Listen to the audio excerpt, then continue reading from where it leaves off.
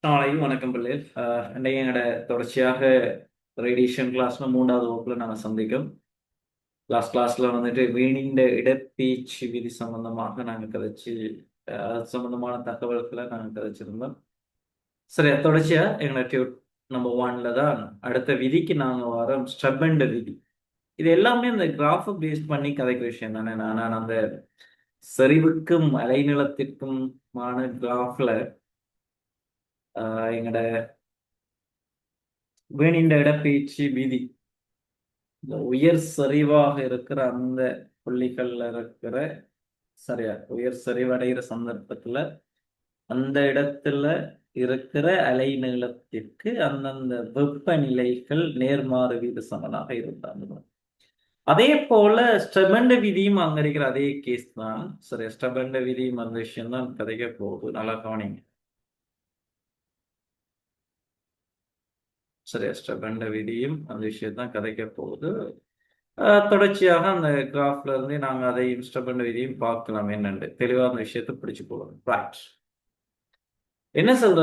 சூடான கரும்பொருள் ஒன்றின் அலகு பரப்பளவினால் ஓரலகு நேரத்தில் கதிர்க்கப்படும் மொத்த வெப்ப சக்தி அப்பொருளின் தனி வெப்பநிலையின் 4ஆம் அடுக்கிற்கு நேர்விசனம். நல்லா கவனிப்போம். சூடான ஒரு கரும்பொருள் ஒன்றில் அலகு பரப்பளவினால ஓரலகு நேரத்தில் கழிக்கப்படும். சரியா, ஓரலகு நேரத்தில் கழிக்கப்படும் மொத்த வெப்ப சக்தி வலுதானே. ஓரலகு நேரத்தில் கழிக்கப்படுற மொத்த சக்தி சொல்றது வலு. கழிக்கப்படும் மொத்த சக்தி அப்பொருளின் தனி வெப்பநிலையின் 4ஆம் அடுக்கிற்கு, அதாவது கதிர்பிண்ட செறிவு 4ஆம் அடுக்கிற்கு நேர்விகித சமனா. சரி, ஓகே, பார்ப்போம் என்ன கேஸ் என்ன இருக்குது பாருங்க.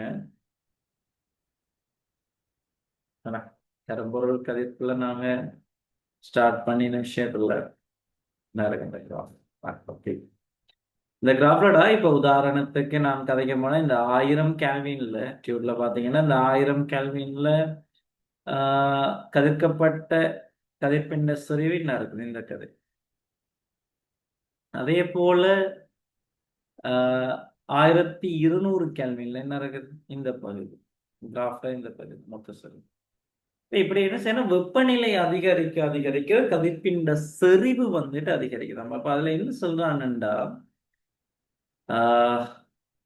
இவர் வந்துகிட்டு யாரு, என்னோட ஸ்டெபன் விதி என்ன நடக்குதுன்னா, இந்த கதிர்பிண்ட செறிவு இ நல்லா வழங்கிக்கோங்க. கதிர்பிண்ட செறிவு இ நேர்விகித சமன் தனி வெப்பநிலையின் 4ஆம் அடுக்குக்கு. சரியா, தனி வெப்பநிலையின் 4ஆம் அடுக்குக்கு நேர் சமன். எங்களுக்கு தெரியும் நேர்வீத சமன சமனா மாத்தணும். நேர்வீத சமன சமனா மாத்தக்க கட்டாயம் ஒரு கான்ஸ்டன்ட் இந்த இடத்துல சிக்மா இன்டு டீட 4ஆம் அடுக்கு. அப்ப இதுல இருந்துதான் சிக்மா இன்டு டீட 4ஆம் அடுக்குண்டு வந்து நம்மளோட ஸ்டெபண்ட் விதி வந்துட்டு இதுதான் இந்த கதை. இதுல தந்திரிக்கான பாருங்க. இந்த சிக்மா என்பது வீத சமமாலை. இது ஸ்டெபனின் மாறிலி எனப்படும் கேள்விகளை தருவாங்க. அதுக்குரிய பருமன் என்ன இருக்கு, இவ்வளவுதான் கதை. சரியா, பருமன் வந்துட்டு என்ன இருக்குது ஸ்டெபன்ட இதுக்கான சமன்பாடு. இதுல தெளிவாரிக்கணும் ஒரு விஷயம் என்னன்னா, இந்த அலகு வந்துகிட்டு இந்த ஸ்டெபன்ட மாறிலிட அலகு வாட் மீட்டர் -2 கேல்வின் -4. எப்படி வாட் மீட்டர் -2 வந்து நல்லா பாருங்க. அந்த அந்த ஸ்டார் பாயிண்ட்ஸ் என்ன சொல்றாங்க, அந்த ஸ்டெபன்ட விதி என்ன சொல்லுதுங்கிற விஷயத்தை பாருங்க. சூடான கரும்பொருள் ஒன்றின் அலகு பரப்பளவினால் ஓரலகு நேரத்துல கதிர்க்கப்படும் மொத்த வெப்ப சக்தி. இப்ப நாங்க என்ன கதைச்சிட்டோம், இப்ப எங்கட செறிவு நாங்க ஈக்கு என்ன கதைச்சிருந்தோம்னா இதுதான் கதை. சரியா, நல்லா கவனிங்க. அலகு பரப்பளவினால ஓரலகு நேரத்துல கதிர்க்கப்படுற வெப்ப சக்தியின் அளவு. இதுல நாங்க இது பண்ணியிருந்தோம்னா இந்த சக்தியின்கள் நேரம் இதை நாங்க என்ன செய்யலாம், வலுன்னு சொல்லலாம். பாருங்க, அப்ப E = P கரும்பொருள் கரும்பொருள் அந்த வலு கதிர்ப்பின் வலு. சரியா? இதுதான் அது. இப்ப இவர் அலகை நாங்க எடுத்துல ஈட அலகு என்ன வரும்? ஈட அலகு எடுத்தீங்கன்னா வாட் மீட்டர் -2 வரும். ஸ்டெபெண்ட விதியில சமன்பாடு என்ன சொல்லுது? இந்த இ வந்துகிட்டு யாருக்கு சமனா இருக்குமா? இ வந்துகிட்டு யாருக்கு சமனா இருக்குமா? சிக்மா இன்டு டீட்டா 4ஆம் அடுக்கு. அப்ப சிக்மா சமன் இ ஓவர் T4. ஈட அலகு தெரியும் நம்மளுக்கு வாட் மீட்டர் -2. கெல்வின் 4ஆம் அடுக்கு -4 தான். இதுதான் அந்த அலகு வந்தது காரணம். அதுகளையும் தெளிவாக அந்த விஷயங்களை பிடிச்சிக்கும். சரியா? அவ்வளோதான் நான் இருக்கிற கதைகள். தேவையான விஷயங்களை சும்மா நீங்கள் சொல்லலாம் பண்ணி எடுத்துக்கோங்க. அடுத்தடுத்த விஷயங்களை பார்ப்போம் என்ன. ரைட். செறிவிண்ட கதிர்ப்பிண்ட செறிவு இ இணை அளக்கும் அலகு சதுர மீட்டருக்கு, அதான் மீட்டர் -2 செகண்டுக்கு ஜூல். சதுர மீட்டருக்கு செகண்டுக்கு ஜூல் அல்லது சதுர மீட்டர் வாட் மீட்டர் -2 வரும். இந்த அலகை சொல்றாங்க. நான் அதை கதைச்சிட்டேன். அது வாட் மீட்டர் -2ங்கிறது சரியா? அல்ல சக்தியை இப்போ இதுல இருந்து நேரடியாக கதைக்கிறேன்டா கதைச்சு வச்சுட்டீங்கன்னா பிரச்சனை இல்லை. இதுல இருந்து நேரடியாக நீங்க கதைக்க போறீங்கன்னா அழகா நீங்க கதைக்கலாம். மீட அழகு என்ன?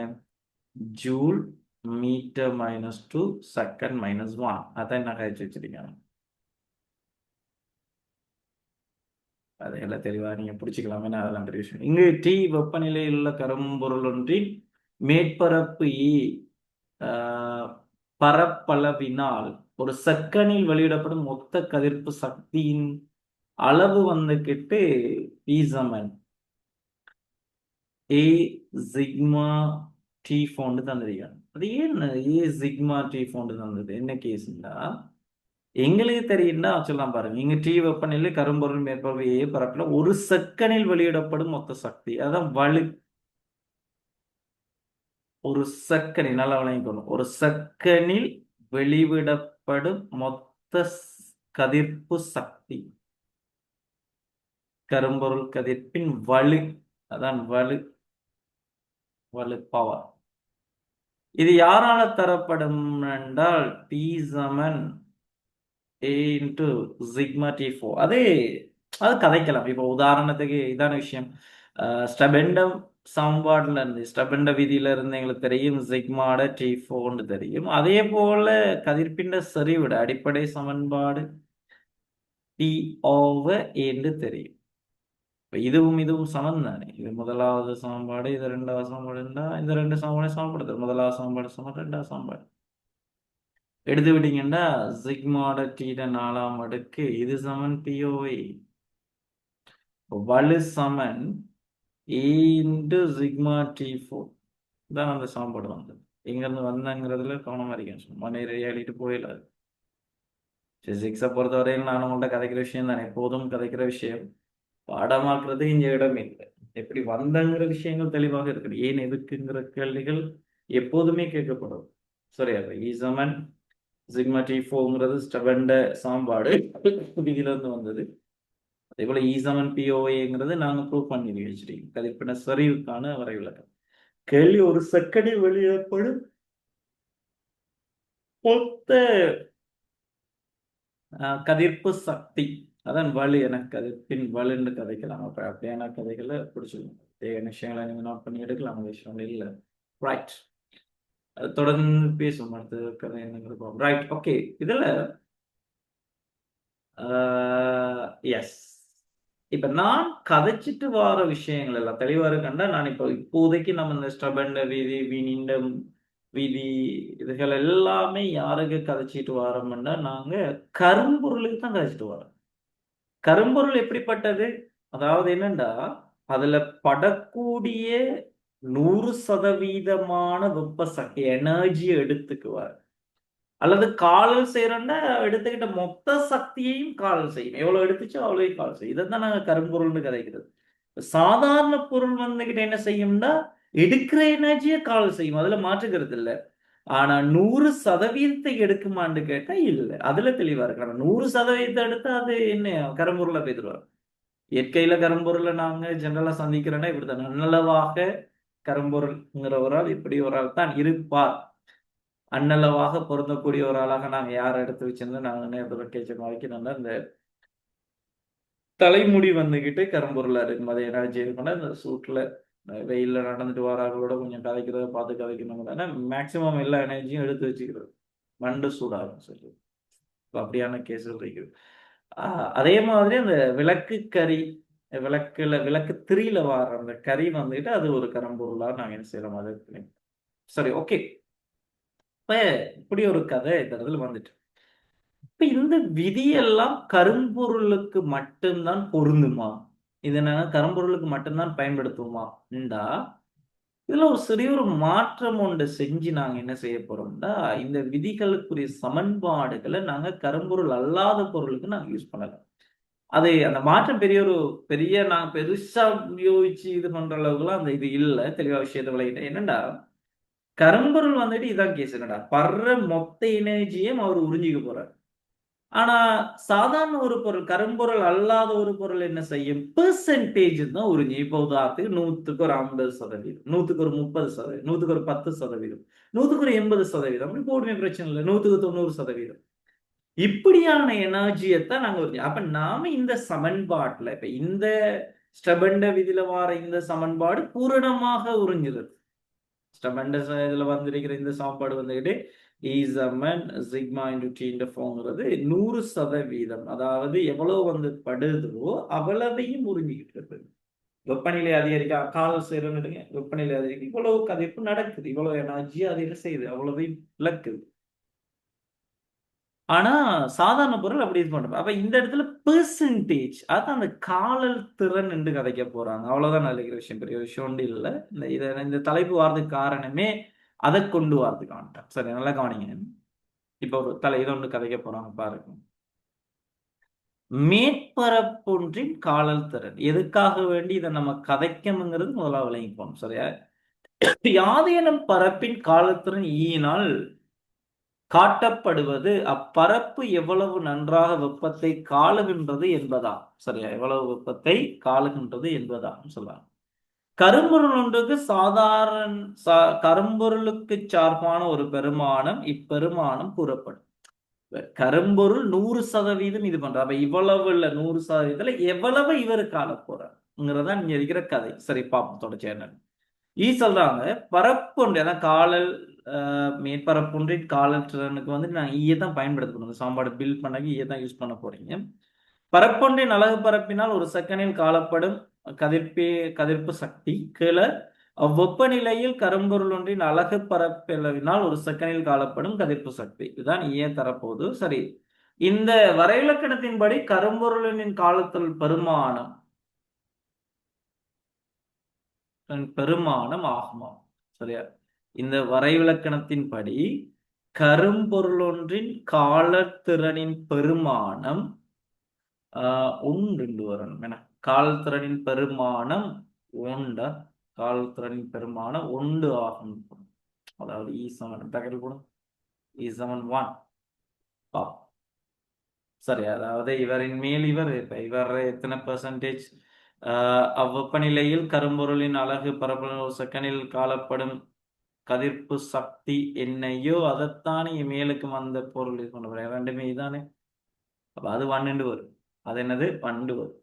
கரும்பொருள் என்பது இயற்கையாக காணப்படும் ஒரு பொருள் அன்று ஓர் எண்ணக்கரு மாத்திரமே. அது நான் சின்ன விஷயம் தான். கரும்பொருள் வந்துட்டு ஒரு எண்ணக்கரு தான். இப்படி ஒன்று இருந்தால் இப்படி எடுத்துக்க போறாருங்கிற விஷயம். நீங்க அந்த இலட்சிய வாயு கதை மாதிரி என்னோட கேசஸ்ல வர கதை.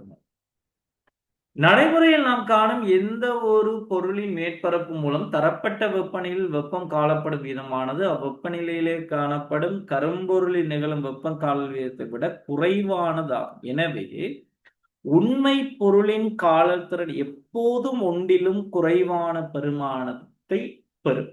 அப்ப சூடான பொருட்கள் காலல் செய்யும். அதுல மாற்றுக்கிறது இல்லை.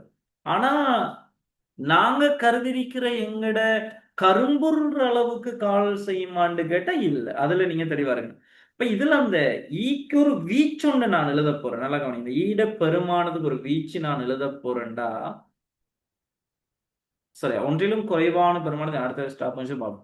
கரும்பொருளின் காலத்துல ஒன்றிற்கு அந்நிய பெருமானத்தை பெறுவதோடு நன்கு மினுக்கப்பட்ட பரப்புகளின் காலத்தை ஒன்றிலும் மிக குறைவான பெருமானத்தில் வரும். சரி, ஓகே. அப்ப இந்த காலல் திறனுக்குரிய வீச்சை நாங்க இப்படி கதைக்கலாம். இதை நீங்க ஞாபகம் வச்சிருக்கோம். சரியா? இந்த இடப்பருமன் ஒன்றுக்கு சமன்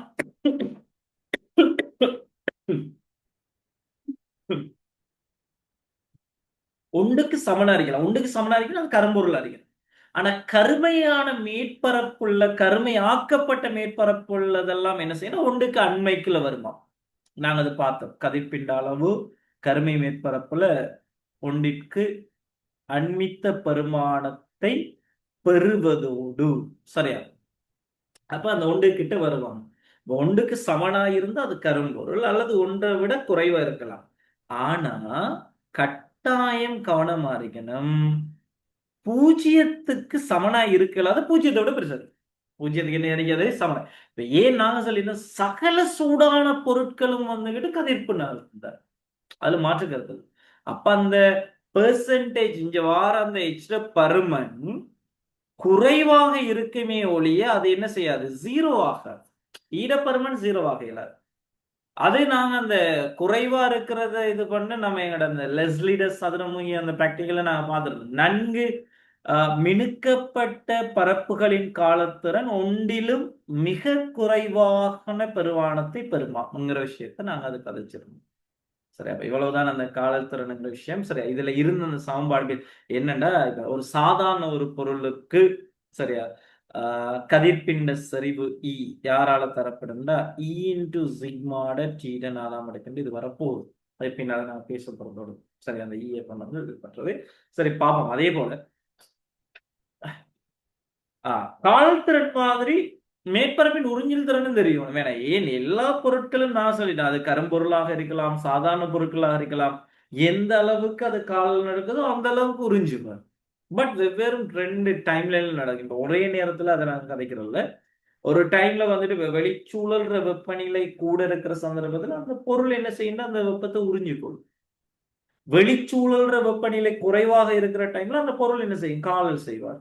அந்த வெப்பத்தை என்ன செய்ய இழக்க போறார். கதிர்ப்பு நடக்கும் அந்த இடத்துல சொல்லி, அதாவது காலல் என்ன வெப்பத்தை வெளியிடக்கூடிய மாதிரி. அப்ப மேற்பரப்பின் உறிஞ்சு திறன், காலல் திறன் நாங்க பார்த்தா உறிஞ்சு திறனே கதைக்கும். அதே விஷயம் தான், தெளிவா புரிச்சுக்கோங்க.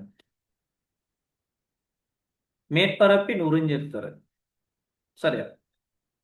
யாதேனும் மேற்பரப்பினது உறிஞ்சுத்திறன் ஏயினால் காட்டப்படுவது அப்பரப்பின் மீது விழும் கதிர்ப்பு சக்தியின் எவ்வளவு அப்பரப்பு உறிஞ்சுகின்றது என்ன. சரியா? அப்ப அதே நேரம் வந்துட்டு ஒரு பரப்பு மீது விழுற கதிர்பிண்ட சக்தியும் தரப்பட்ட நேரத்தில் யாதேனும் மேற்பரப்பில் உறிஞ்சப்படும் கதிர்ப்பு சக்தி நேரத்தில். அப்ப இதுல நாங்க என்ன செய்யணும், இந்த மேற்பரப்பு உறிஞ்சுத்திறனுக்கு நான் கதைக்க போற என்ன விஷயம்டா, இதுல தெளிவா விளங்கிக்கணும்.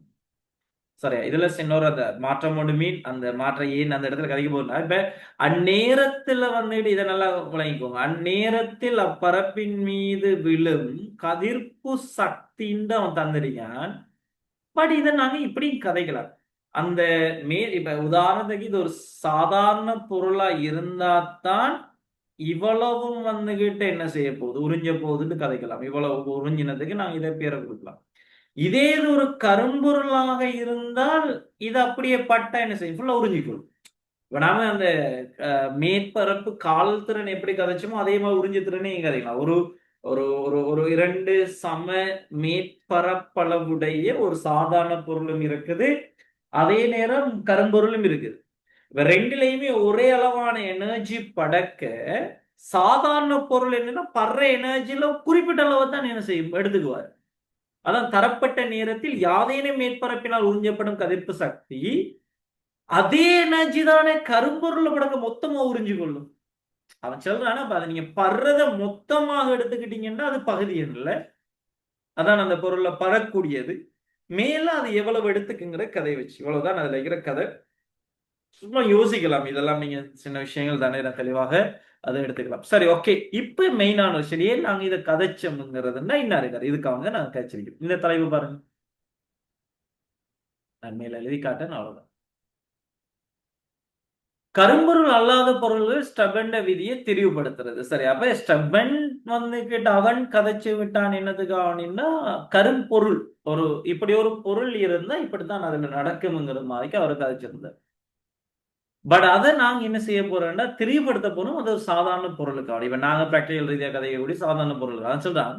வெப்பநிலை Tயில் உள்ள பரப்பு காலத்திறன் கொண்ட கரும்பொருள் அல்லாத பொருளொன்றின் பரப்பில் அலகு பரப்பலினால் ஒரு செகண்டில் வெளியிடப்படும் மொத்த கதிர்ப்பு சக்தியின் அளவு. அது மொத்த ஒரு செகண்ட்ல இதுல தெளிவா இருக்கு.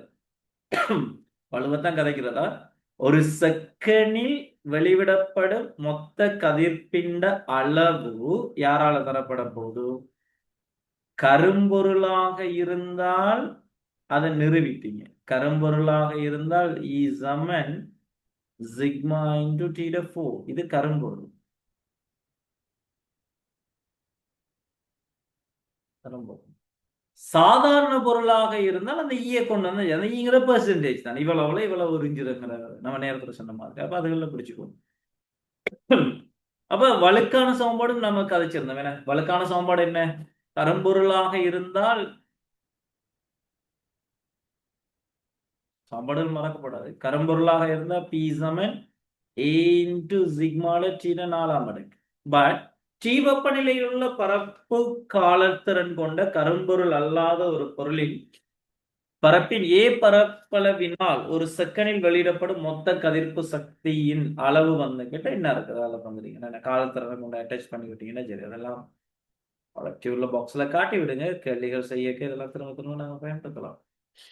சரி, இயக்குனர் என்ன செய்ய அவ்வளோ இதெல்லாம் வந்துட்டு சாதாரண பொருள்களுக்கு நாங்கள் கதைக்க விஷயம் அது பயன்படுத்துவோம். சரி, அடுத்ததாக T மாறா வெப்பநிலையை கொண்ட கரும்பொருள் ஒன்று. இதை நான் எக்ஸ்பிளைன் பண்றேன், கொஞ்சம் இதை வாய்ச்சி எடுத்துக்கணுமா பாருங்க. அடுத்ததாக T மாறா வெப்பநிலையை கொண்ட கரும்பொருள் ஒன்றின் சரியா T0 மாறா தனி வெப்பநிலையில் அறையொன்றினுள் தொங்கவிடப்பட்டுள்ளதாக கருதுக. அப்ப இப்படி ஒரு கேஸ் ஒன்று இருக்குது. இப்படி ஒரு அறையொன்று இருக்குது.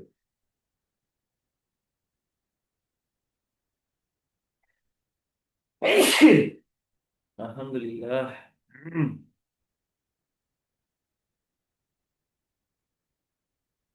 சரி, எப்படி ஒரு அறையொன்று இருக்குமே.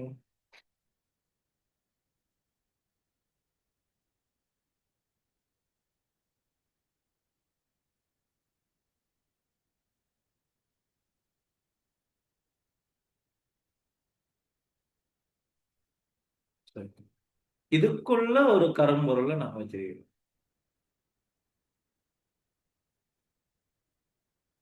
கரும்பொருளை வச்சிருக்கேன். சரி, நல்லா கவனிக்க பார்ப்பேன். அடுத்ததாக T மாறா வெப்பநிலை கொண்ட கரும்பொருள் உண்டு. இப்ப இதுல வெப்பநிலை T, கரும்பொருள் வெப்பநிலை T, இதுல T0 அறையில் வெப்பநிலை. சரி, T0 மாறா தனி வெப்பநிலையில் அறையொன்றும் இது. அப்பொருளின் மேற்பரப்பு A ஆனது பொருளின் மேற்பரப்பு A எனவும் T பெரிது T0 எனவும் கருதுவோம். சரியா, T தான் பெருசு. அப்பொருள் பொருளின் கதிர்ப்பு வீதம் A சிக்மா T 4 மடங்கு. பொருளின் வெப்பத்தை கதிர்ப்பதோடு கதிர்க்கப்படும் வெப்பம் அறையின் சுவர்களால் உறிஞ்சிதப்படுதலும் நிகழ்கிறது. Right, okay. அப்ப இதுல என்னடாடா இதுல இருந்து வெப்பம் கதிர்க்கப்படும். இதுல இருந்து என்ன செய்யும்? வெப்பம் கதிர்க்கப்படும். அல்ல மாற்றுக்கிறது. அந்த கதிர்க்கப்படுற வெப்பத்தின் செறிவு எங்களுக்கு தெரியும். அவன் தந்துட்டான். E சமன் அதை நாங்க படிச்சிருக்கோம். A வெப்பத்தின் அளவு பத்தி சரிவையும் கதைக்கல, பிரச்சனை இல்லை. சரி, ஆனா சரிவா கதைச்சு சரி. வலுவை நம்ம கதைச்சிட்டு சரி ஓகே எப்படி கதைக்கலாம்னு விஷயத்த நான் சொல்லித்தரேன் தான் சொல்லிக்கிறோம். நான் கதைக்கிற டவுன்லேயே கதைக்கும். சரியா, இப்பொருளின் வெப்பத்தை கதிர்ப்பதோடு கதிர்க்கப்படும் வெப்பம் வரையும். அப்ப இதுல வந்துட்டு எங்களுக்கு தெரியும்னா இவரு கதிர்க்கிற P சமன் A இன்டு சிக்மாட T 4 மடங்கு வரும். சரியா, இதே அந்த கரும்பொருள் கதிர்க்கிறது. இதுல என்ன நடக்கும்னா ஒரு பகுதி இந்த சுவர் வந்துட்டு உறிஞ்சு கொள்ளுமா.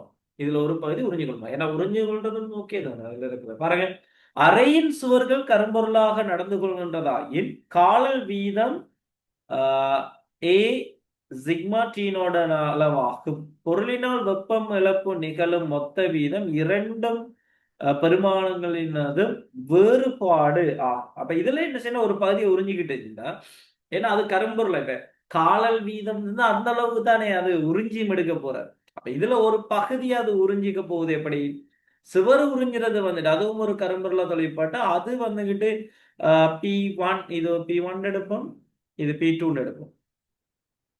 அவரது A இன்டு சிக்மாட டீட டி நாடின்ற 4 சரி. அப்ப இதுல விளையுள்தா இதுல மாற்றம் தான். அப்ப டெல்டா பி தான் உங்களுக்கு வரப்போகுது. என்னன்னா ஏ இன்டு சிக்மாட டீட 4 மைனஸ் ஏ இன்டு சிக்மாட டி நாட் இன்டு 4 கேள்வி செய்க விலகி கொள்வாங்க. சின்ன விஷயம் இல்லை. சரி, நான் இதை இது பண்றேன். இப்ப சரிவை நாங்க இது பண்ணா கால சரிவர்த்தி சமன் சிக்மாட டீட 4 இதுல வந்துட்டு சுவர்றது என்ன வரப்போகுதுன்னா இது E1 சுவர்றதை நாங்க E2 எடுத்தோம்னா அது சிக்மாட டீட டி நாடின் 4 வரும். சரி, அப்ப டெல்டா இ அதுக்குள்ளே நம்ம கதைக்கலாம். டெல்டா இ சமன் இப்படி எடுத்துக்கலாம். சரியா, சிக்மா இன்டு டீட 4 மைனஸ் சிக்மா இன்டு டீட டி நாடின் 4 இது அந்த மேற்பரப்பின் பரப்பளவு கிடைக்கிட்டீங்கன்னா ஓரளவு பரப்பளவு இருக்கிறத கண்டுபிடிச்சிட்டு அந்த பொருளால இது பண்ணக்கூடிய கண்டுபிடிக்கலாம். சரியா, அப்ப அதை நீங்க எடுத்தீங்கன்னா இதுல சிக்மா பொதுவாக எடுக்கலாம். எடுத்தா டி இந்த 4 மைனஸ் டி நாட் 4 சரி சரி சரி. கரும்பொருளினால் வெப்பம் இழக்கப்படும் வீதம் மேற்படி சமன்பாடுல கருதப்படும். கரும்பொருள் அல்லாததுக்கு என்னது, ஈய கொண்டு சேர்த்துட்டா என்ன சரியாது. இதுல இருந்து நாங்க என்ன செய்யலாம், ஏ சிக்மா வழியாக எடுத்தீங்கன்னா T4 மைனஸ் டி நாடுங்க 4 இதோட ஈய போட்டு சேர்த்து விட்டீங்கன்னா கரும்பொருள் அல்லாத பொருளுக்கு இங்க அப்பொருளின் காலல் திறன் ஆகும் விஷயம் விளங்கிப்பாங்க. இதான் எங்கட ஸ்டபண்ட விதி. இந்த விஷயத்துல தெளிவா இருக்கணும். ஸ்டபண்ட விதியில வந்துட்டு நாங்க 2 விஷயம் படிச்சோம். ஒன்று கரும்பொருளுக்கு அப்ளை ஆகிறது. அதுல இருந்து நாங்க என்ன கரும்பொருள் அல்லாத பொருளுக்கு காலல் திறனை கொண்டு வந்தோம். கதைப்பிண்ட சரிவை நாங்க கதைக்கிறது ஒரு கரும்பொருள் அல்லாத பொருளின் கதைப்பிண்ட சரிவை கதைக்கிறதுக்காக வேண்டி நாம என்ன செஞ்சோம், காலல் திறனை அதை கொண்டு வந்து அப்ளை பண்ணுறது. அவ்வளவுதான் நான் இருக்கிற கதை. முக்கியமான விஷயங்கள் ஏலெவல் பிசிக்ஸை பொறுத்தவரையில இந்த முதலாவது எங்க ரேடியேஷன்ல இருக்கிற அவங்களோட டியூப் நம்பர் 1ல கேள்விக்கு வரக்கூடிய கதைகளை நாங்க முடிச்சாச்சு. அதுல இன்னும் எங்களுக்கு கொஞ்சம் மேலதிகமான சில விஷயங்கள் தெரிஞ்சிருக்கணும். பட் இந்த சமன்பாடுகள் உங்களுக்கு அங்க வரப்போறது இல்லை. சரி, அந்த சமன்பாடுகள் எங்க ஃபைனல் எக்ஸாம் வரதில்லை. நான் அதையும் நான் கதைச்சிருந்தேன். தேவைதான் தேவை மீன் இந்த சப்ஜெக்ட்ல விளங்கி கொள்றதுக்காக எங்களுக்கு அது தேவைப்பட போறாங்க. ரைட், அதை நாங்க தொடர்ச்சி அடுத்த கிளாஸ்ல நான் மிச்சம் இருக்கிற பகுதி அதுல கதைக்க நீங்க இந்த ஸ்டபெண்ட விதியை தெளிவா விளங்கி எடுக்கணும். ஒரு பாட்டா நான் முடிச்சுட்டு வரோம். அவசரம் இல்லை, அழகா தெளிவா நீங்க என்ன செய்யலாம், அந்த கதைகளை முடிச்சு எடுத்துக்கலாம். ரைட், அந்த விஷயத்தை புரிஞ்சு கொள்ளுங்க.